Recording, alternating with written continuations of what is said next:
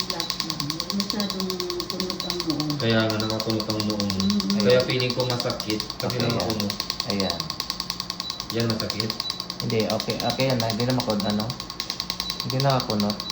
Yan na. Nakakunot pa rin. Yan. Ayan. Mas okay lang rin yun. Okay? Parang tumangos yung ilong mo. Balo. Nakakunot ka na naman. Hindi, ano na yan eh. Ano na yan natin? Reflex. Reflex sa sound at saka sa ano. Kapag pwedeng mo masakit. Yung sa sound pa lang parang natatakot ka na. So, like that.